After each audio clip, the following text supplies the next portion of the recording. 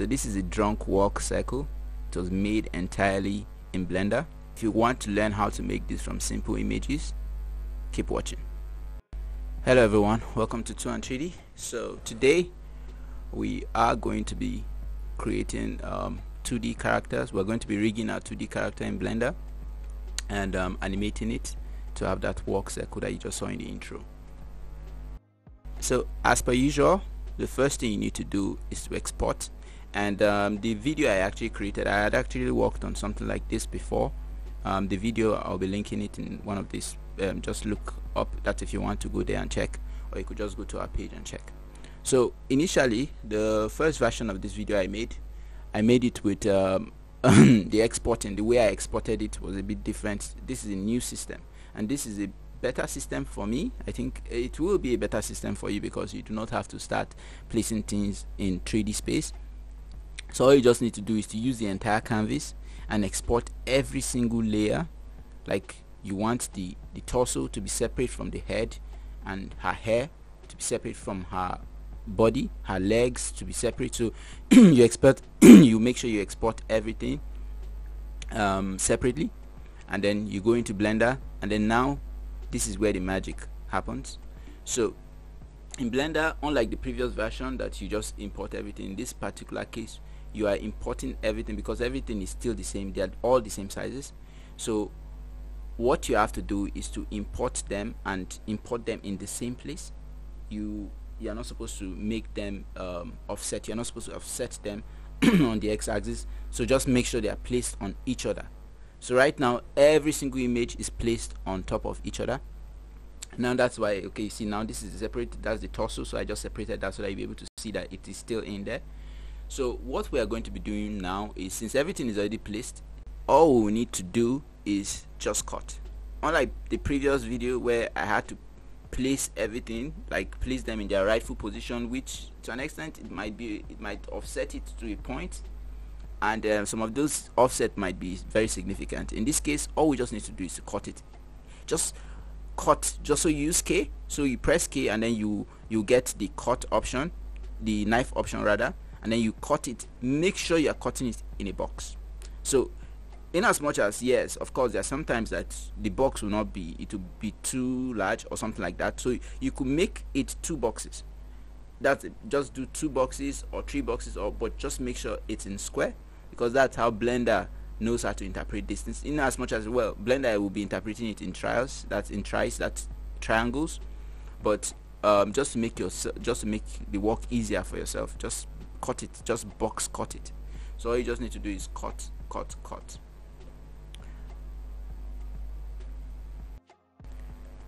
Okay, I've gotten a comment from people saying, okay, why not use Adobe Premiere Pro, After Effects rather, because After Effects has this there's a plugin, rubber hose and like that, and you can actually do something like this. But well, I've used that and it's quite good, but Blender is just the best, because Blender is a 3D software. So there are certain things that comes automatically with Blender that will really help you in the journey forward, like if you're actually going to be doing this.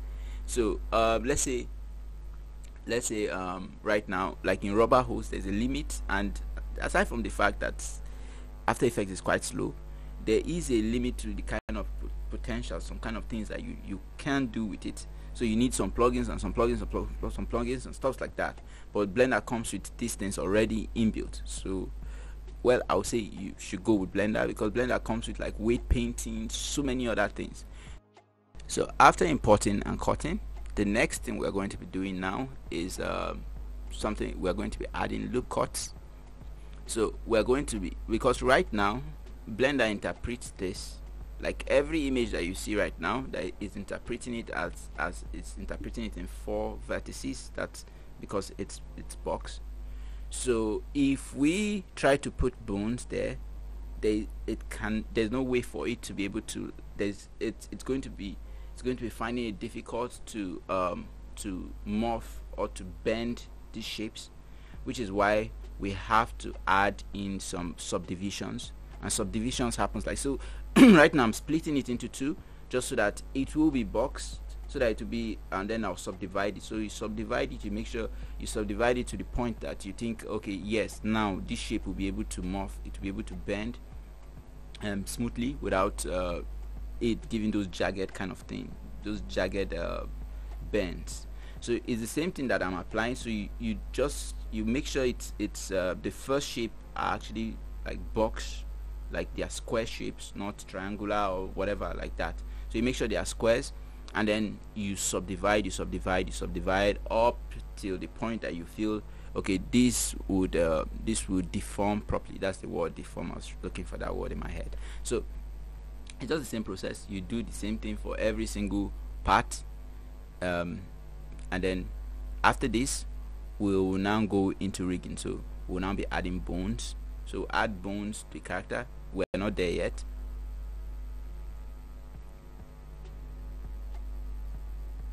So what I'm doing here is I'm trying to cut out the parts that I do not need, those empty alpha parts.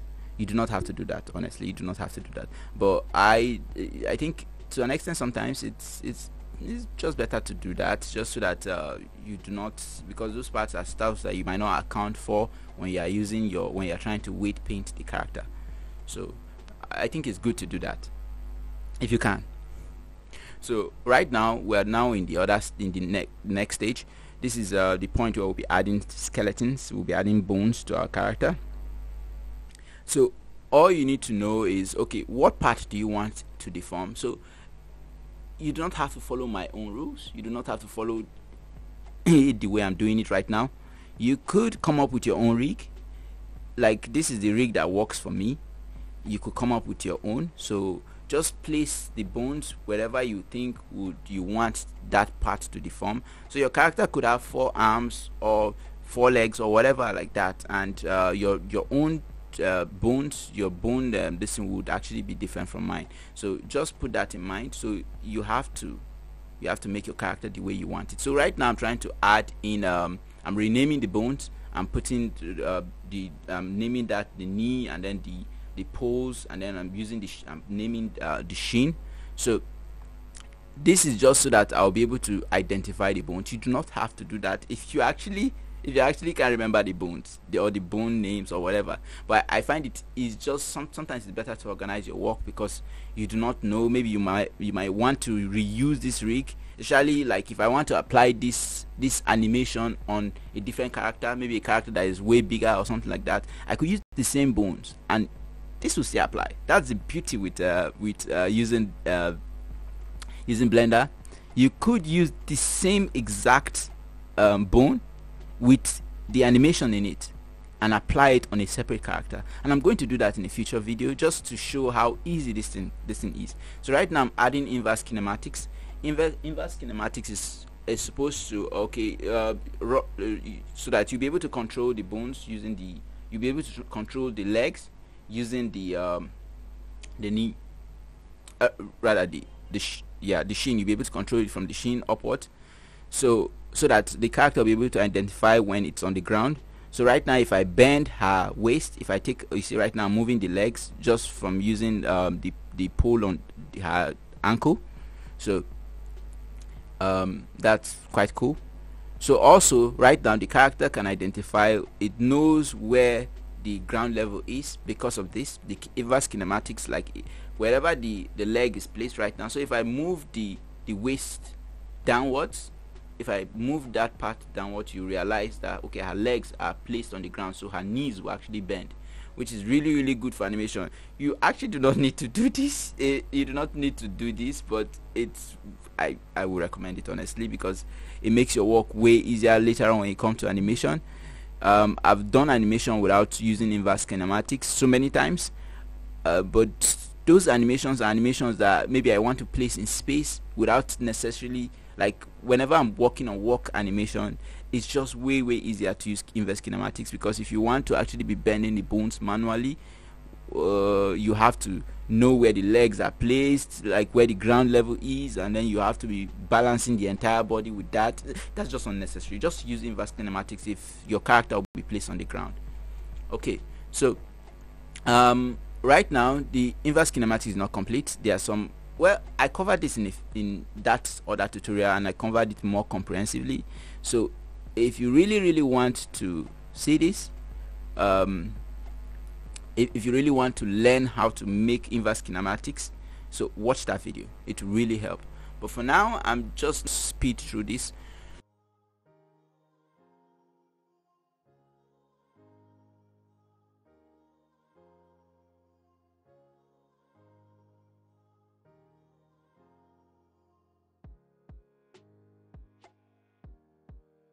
So what I'm working on here is her hair. So I want it to deform, like for it to have physics and dangles and stuff like that. So what you just do here is add as many bones as you need, like for it to be able to deform, and then you select the bone, or rather you select the hair, and then you select the bone, and then you press Ctrl P, then apply automatic weight. So then all you just need to do is to you select the hair bone, and then you select your rig. You now select the head of that your rig, and then Ctrl P, and then you parent it as its bone. So now you have everything placed together. Right now what I'm trying to do, I'm trying to apply automatic weight on the entire body, but without the head, because I do not want automatic weight. I do not want the head to have deformity. So the head is just supposed to be the same shape, is not supposed to deform. So right now I've applied automatic weight, and as you can see, because it applies it based on proximity to the bones.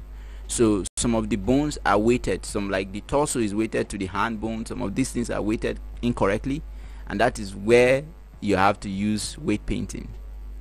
And yeah, weight painting actually feels very annoying. Honestly, when I started learning Blender, it was one of the most annoying parts for me, because I did not really understand the rules. But since this is 2D, there is hardly any other part that is hidden maybe behind another object or something like that. So this is really easier. It's way easy to rig to weight paint 2D objects. So all I'm doing here is I'm going to be removing the weight paints, I'm going to be removing weight from where they are not supposed to be.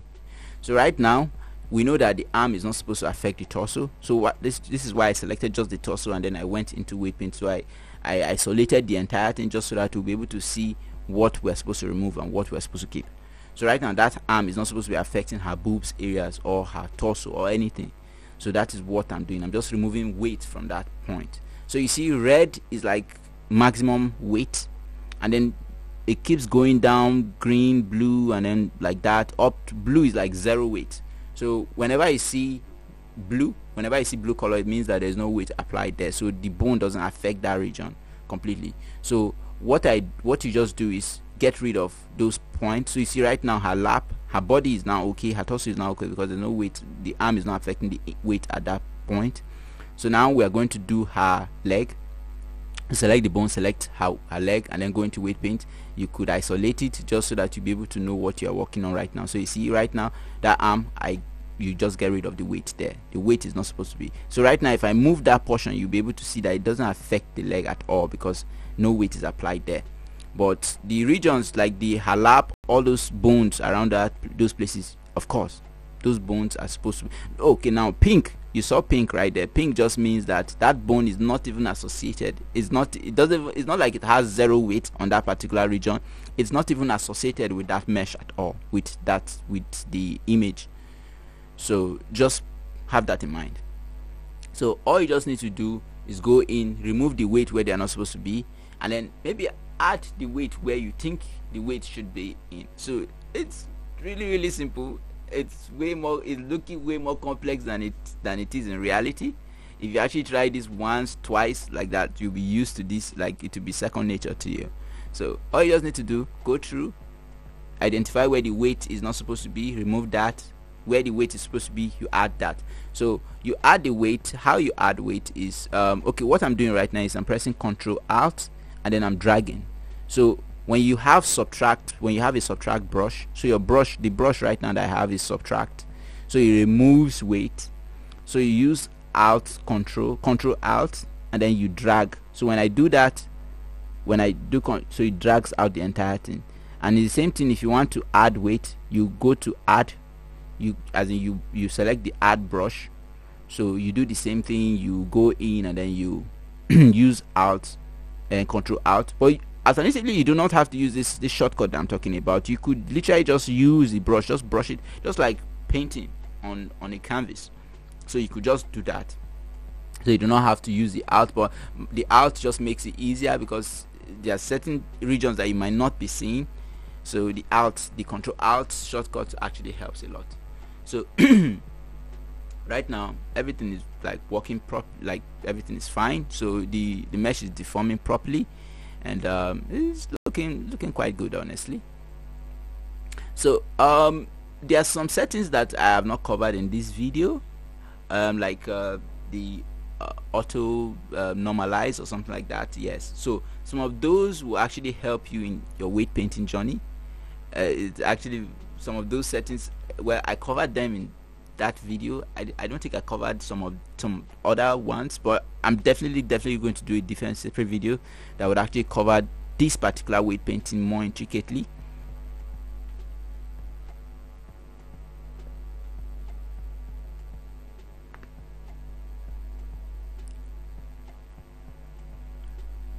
So just so that you do not get things messed up, to like once in a while move some parts around, it will really help, just so that you know some areas, probably because there are certain areas that when you remove a weight from, it doesn't add it to a part to a different bone. So there might be some empty areas. That is why whenever I move the mesh, sometimes you might just see some kind of artifacts. So that's most likely because those parts were empty, so they didn't have any weight. They were not weighted to any bones. So you have to be doing that once in a while. Move the mesh around and then just make sure that the weight is normal. So that's basically it for weight painting. Well, once in a while you could still come back to weight painting, but just because maybe when you start animating the character, in some cases you might actually realize that, oh, this particular part was not weighted correctly, so let me just go in and weight it. Weight painting, it's mostly the whole process. So don't feel bad if you have to be coming back for to weight painting. It happens to me a lot. So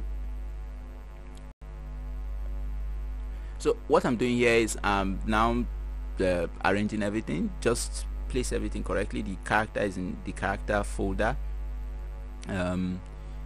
collection. Well, for Blender it's collection, not folder. So the reference, I'm actually trying to import a reference video for it, because now we're going into animation. So the reference video that I'm trying to import is a drunk woman, a woman that is drunk walking. So but this is facing the wrong direction, so I flipped it with using this in rotate. So I flipped it to, like, scaled it. I scaled it -1. So that's why we have this. So right now we have our reference, and then but we do not have our camera, because now we're not trying to render yet. So for now all we need to do is animate. So how do you animate? Well, this is really it's quite simple, honestly. It's quite intimidating at first, because I've seen artists that just stay within just modeling and stuff like that. They never dabble into animation because they feel like that shit is very complex. It's something that they do not want to go into. But I'm here to break that whole jinx, or that mentality. Animation is the part where I have the most fun, honestly. You tend to see your results immediately, and you'll be able to correct certain things. It's sort of like playing a game for me. I really enjoy that part. So all you need to know is, okay, right now I've this applied like auto record, so it's recording every movement that the character is making.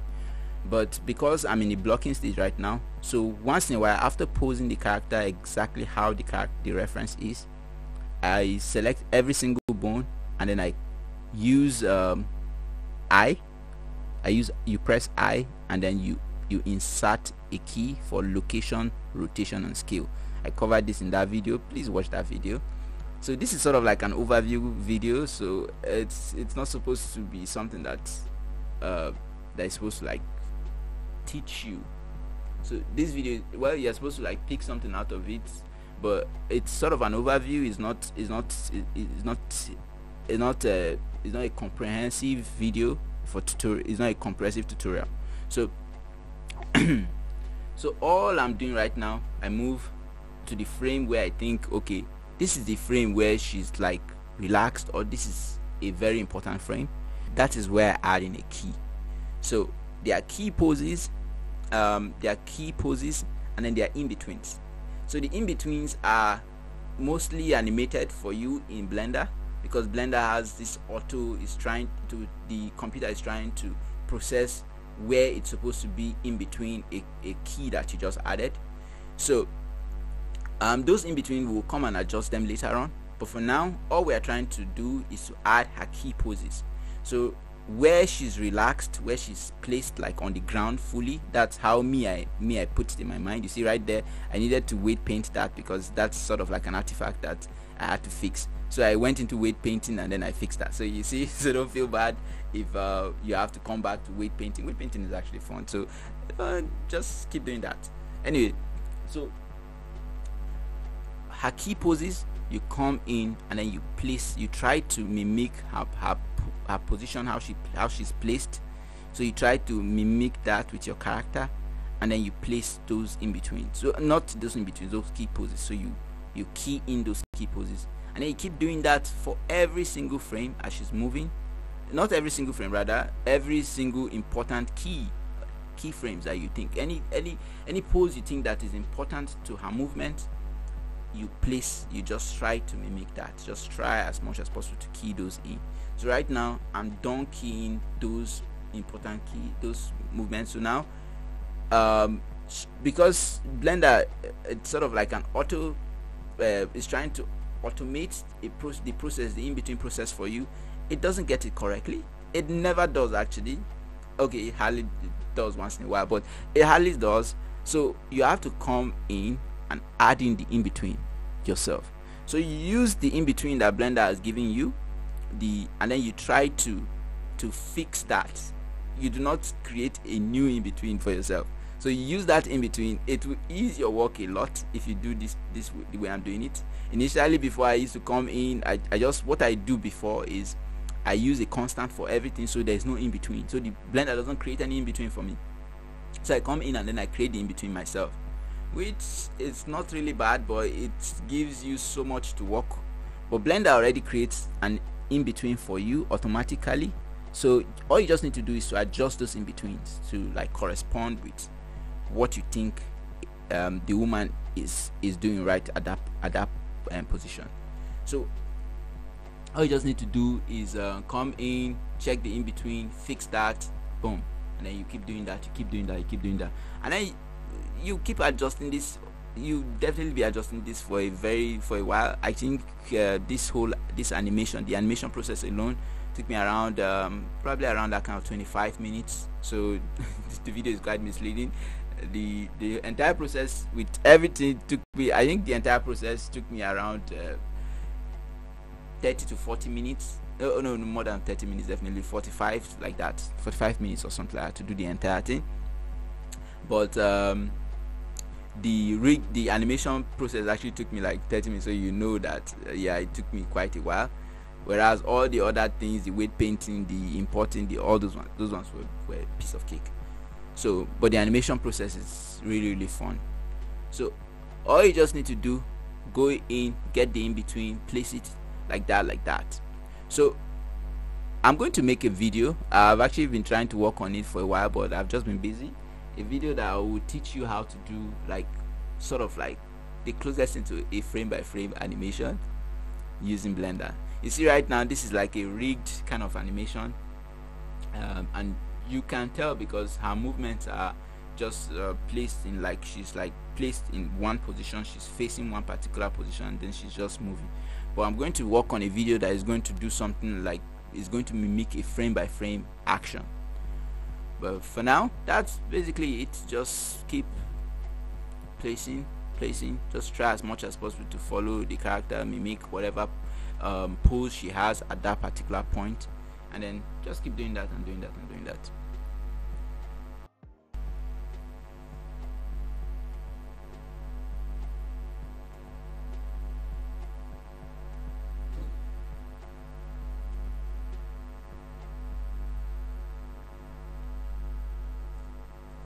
Okay, so I still came back. I tried to fix some of the movement, because you just keep doing that and over until you feel like, okay, this character is now good. So right now I'm trying to add in a camera, and this is just this is not supposed to be part of the video because this is quite self-explanatory. But all you just need to do is, because what I ended up doing with this character is I moved this character to Adobe Character Animator, and then I made this drunk movement into a trigger so that the character can actually walk drunk, unlike the normal walk that is in Adobe Character Animator. So that's basically it for this video. Thank you for watching. Please give us a like, give us a sub. It will really help us to reach more people, and to also help us reach you more contents like this in the future. Thank you, and bye for now.